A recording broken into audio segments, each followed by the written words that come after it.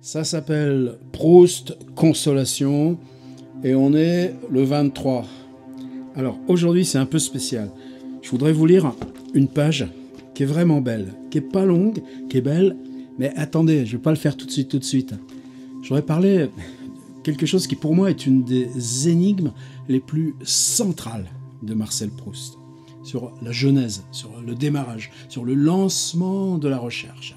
On est en 1904. Donc, il a 33 ans, mon Marcel. Et puis, qu'est-ce qu'il a fait ? Pas grand-chose. Tous ses copains, ils se sont accomplis dans leur démarche artistique, d'auteur. Et puis lui, non, c'est les articles qu'on trouve dans les plaisirs et les jours, c'est les postiches. Alors bon, tu peux pas écrire, mon gars, tu vas faire traducteur. Tu traduis Ruskin, premier qui est paru, succès d'estime, bien pour 300-400 personnes. Et il part dans Sésame et l'Hélice. Qu'est-ce que Sésame et l'Hélice de John Ruskin ? C'est 2 conférences qui n'ont pas grand-chose à voir l'une avec l'autre d'ailleurs. C'est bon, mais on fait ce qu'on peut avec ce qu'on a pour traduire. Et la première conférence, il s'agit de quoi ? Ça s'appelle Trésor des rois. Ruskin, c'est une conférence sur la lecture. Qu'est-ce que sont ses pratiques de lecture, ses habitudes de lecture ? Eh bien, Proust, dans la préface, c'est ça qui m'importe, vous voyez, cette figure un peu fractale. Tu dois traduire un texte où Ruskin parle de ses habitudes de lecture. Eh bien, toi, dans la préface, tu vas parler de tes habitudes de lecture à toi. Et tu vas parler de tes souvenirs de lecture, de ta naissance à la lecture. Et vient ce texte, bref, qu'il va appeler « Journée de lecture ».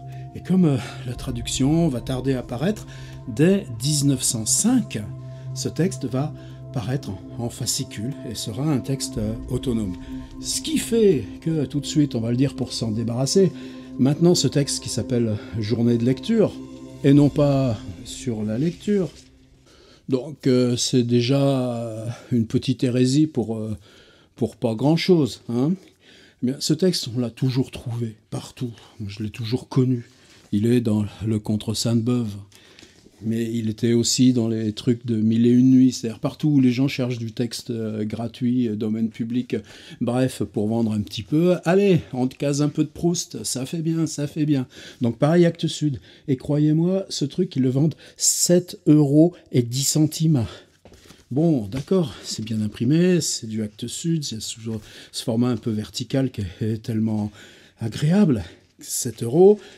Bon, c'est pas les droits d'auteur qui vont leur faire mal. Il n'y a aucun appareil critique. Rien. Et sur la page 4 de couve, il y a 10 lignes. Alors écoutez ce qu'ils disent. Sur la lecture n'est ni un texte méconnu, on prend ses précautions quand même, ni un introuvable, on prend ses précautions. C'est la préface que Proust écrivit en 1905 pour sa traduction de Sésame et l'Hélice de Ruskin. Non, c'est paru en 1905, c'est écrit un petit peu avant, 1904.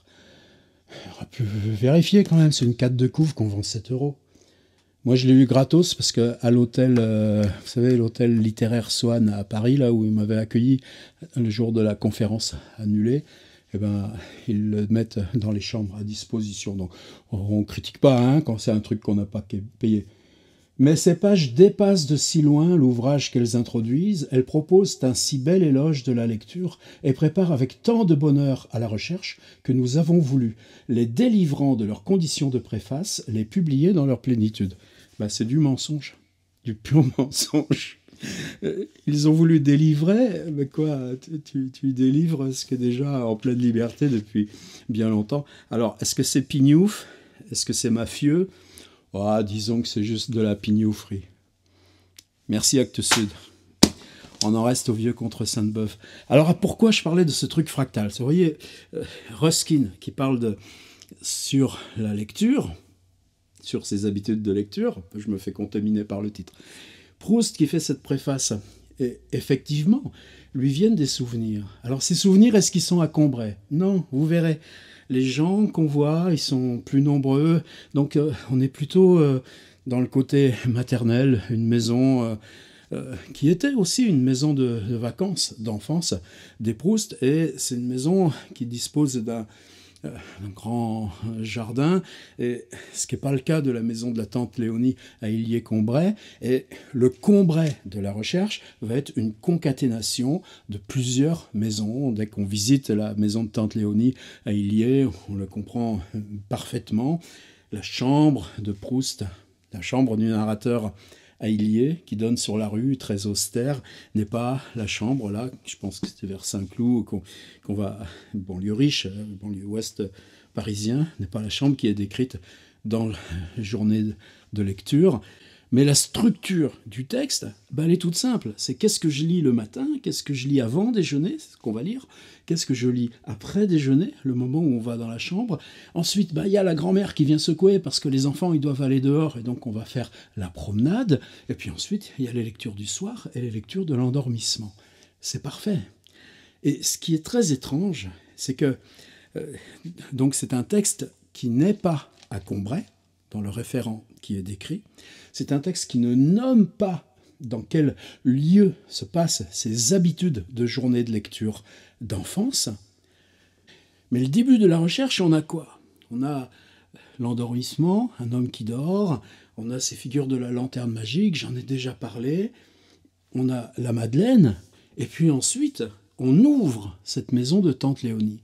Et qu'est-ce qui va structurer ce récit de la maison de tante Léonie, qui n'est pas si long que ça, ce premier passage de Combray, puisque de toute façon, vous savez, c'est une opération sandwich. C'est-à-dire on ouvre Combray avec l'arrivée de Swann. Ça, c'est encore un truc qu'il faudrait regarder d'un peu plus près. La première émergence de ce Swann qui n'a rien à voir avec le grand bourgeois qu'il est en fait, parce qu'il est l'ami des grands-parents qui connaissaient ses parents, etc. Magnifique page de Proust. Et cette arrivée de Swann, à un moment donné, c'est-à-dire on commence à parler de Swann, on pose l'arrivée de Swann le soir à Combray dans ses visites. Et puis ensuite, on le prendra 30 ans avant, au début de ses amours avec Odette, bien avant la naissance de Gilberte, etc. Et entre les deux, c'est où ce jardin où arrive Swann? C'est là que se déplie par ces petites fleurs de papier dans l'assiette d'eau claire japonaise, cette résurgence de la maison de Combray. Et cette résurgence de la maison de Combray, comment on va l'organiser? On va l'organiser par la lecture. Elle ouvre par François Le Champy, elle se prolonge avec ce moment l'après-midi où on lit au jardin, mais qu'on va monter dans le petit cabinet de l'oncle, le cabinet déserté de l'oncle, avec les souvenirs de la Dame en rose, qui va prendre la place, remplacer la chambre de l'enfant telle qu'elle est dans les premières journées de lecture. Et puis ensuite, les lectures du soir. C'est-à-dire que Proust, c'est pas qu'il pirate ou qu'il cannibalise son texte, il y a même très très peu de recoupement exact.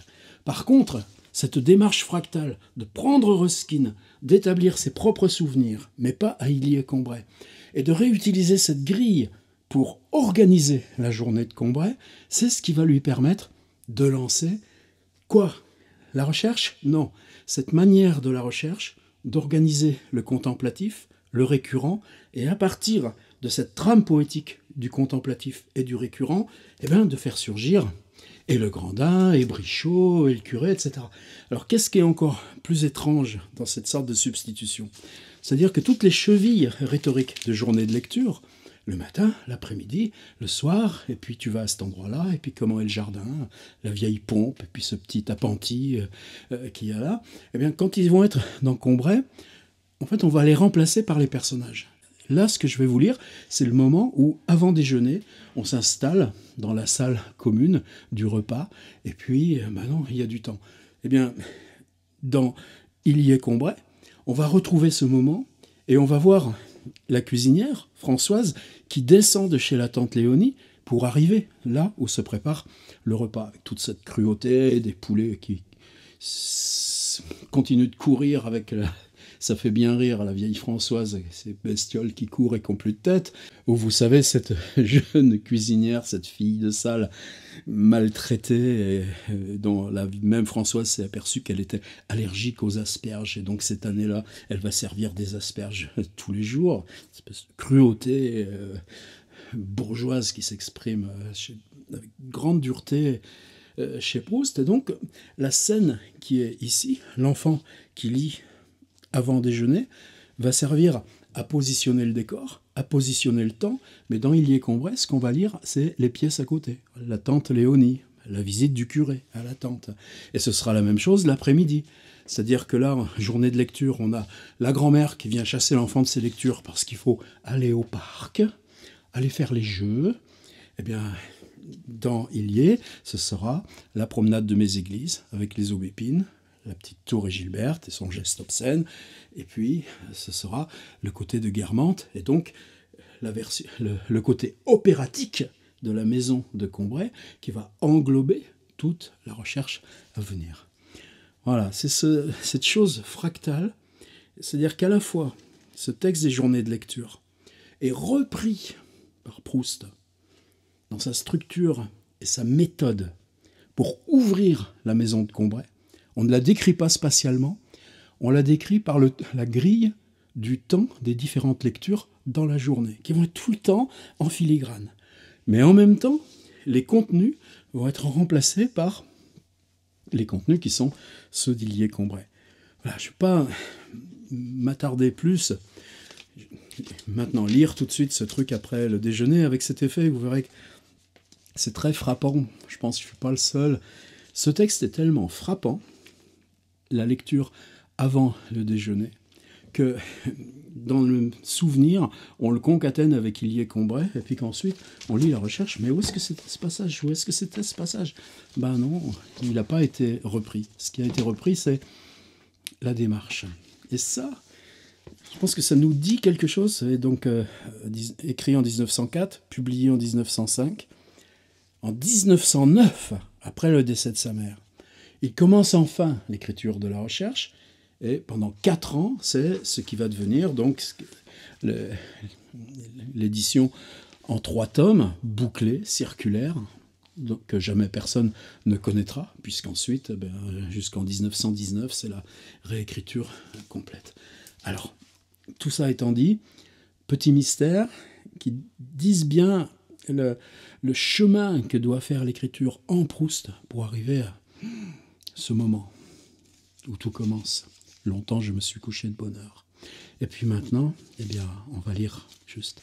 Il n'y a peut-être pas de jour de notre enfance que nous ayons si pleinement vécu que ceux que nous avons cru laisser sans les vivre, ceux que nous avons passés avec un livre préféré.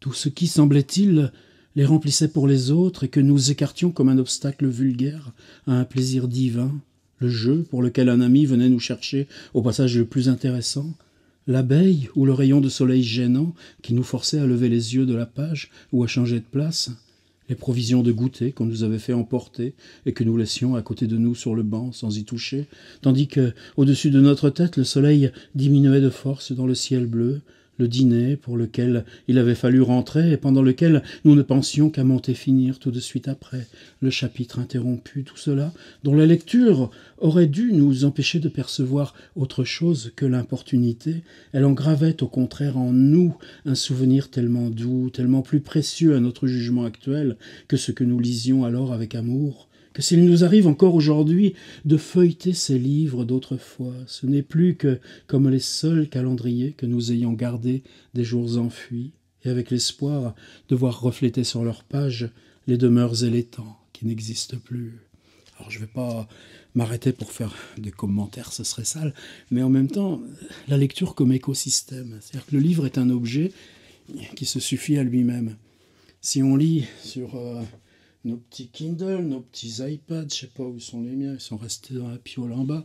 La totalité de nos autres outils, la musique, etc., sont contenus dans l'outil lui-même. C'est-à-dire que l'écosystème est devenu le lieu même de la lecture. Le livre avec toutes les autres choses, le courrier, l'email. Mais en même temps, un livre, c'est toujours les notes qu'on prend, la correspondance qu'on va faire après. Vous allez voir, ça, comme ça travaille là, le texte que je vais lire dès que je recommence à le lire. Et puis, eh bien, le temps, eh bien, le ciel, eh bien, la durée, la lecture, ce n'est pas l'objet livre. Qui ne se souvient comme moi de ces lectures faites au temps des vacances, qu'on allait cacher successivement dans toutes celles des heures du jour qui étaient assez paisibles et assez inviolables pour pouvoir leur donner suite. Le matin, en rentrant du parc, quand tout le monde était parti faire une promenade, je me glissais dans la salle à manger où, jusqu'à l'heure encore lointaine du déjeuner, personne n'entrerait que la vieille Félicie, relativement silencieuse. Vous voyez, c'est pas la Françoise d'Illier-Combray, celle qui va naître par tante Léonie et qui va absorber le personnage qu'on lit ici. Et où je n'aurai pour compagnon, très respectueux de la lecture, que les assiettes peintes accrochées au mur, le calendrier dont la feuille de la veille avait été fraîchement arrachée. Ça a disparu, ces calendriers-là. Ces gros blocs, tous les matins, on enlevait. Il y avait le saint du jour, où on était la lune, parfois une devise. Et quel rituel par rapport au temps. La pendule et le feu qui parlent sans demander qu'on leur réponde, et dont les doux propos vides de sens ne viennent pas, comme les paroles des hommes, en substituer indifférent à celui des mots que vous lisez. Chose aussi, moi, qui m'a toujours interrogé. Tous mes copains plasticiens travaillent avec la radio. Oh, ils mettent France Culture, et tant mieux qu'il y ait France Culture.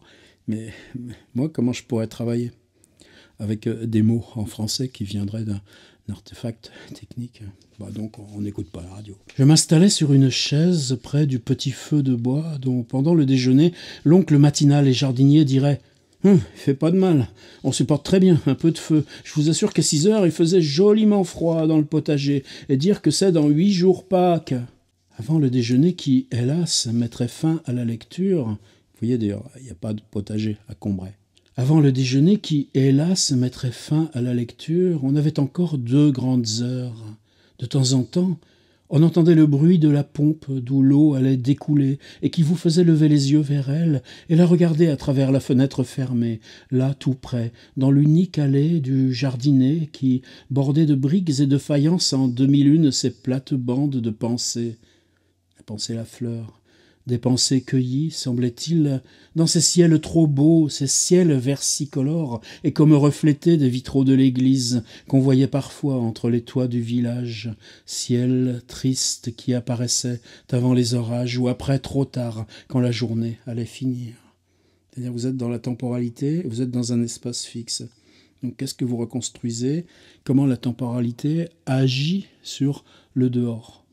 Vous écrivez quoi? Les ciels. C'est difficile d'écrire des ciels, ciel brouillé, etc. Pour quelqu'un qui connaît son Baudelaire par cœur, on sait comment écrire cette phrase en apparence si simple.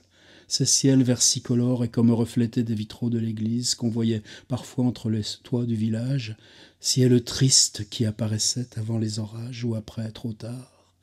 Malheureusement, la cuisinière venait longtemps d'avance mettre le couvert. Si encore elle l'avait mis sans parler, mais elle croyait devoir dire « Vous n'êtes pas bien comme ça. Si je vous approchais une table, et rien que pour répondre « Non, merci bien », il fallait arrêter net et ramener de loin sa voix qui, en dedans des lèvres, répétait sans bruit, en courant, tous les mots que les yeux avaient lus. C'est-à-dire que la lecture, c'est une temporalité, donc une vitesse, et que la profération intérieure, loin des lèvres, en arrière, elle doit courir. C'est-à-dire que, quelle que soit la lecture silencieuse, elle va plus vite mentalement que ce qu'on peut en articuler. Et donc cette image de cette oreille interne qui refait la musique du texte en courant, ce qui donne sa vitesse au texte, c'est pas la vitesse qu'on a pour le lire, c'est la profération intérieure, secrète, qu'on en fait.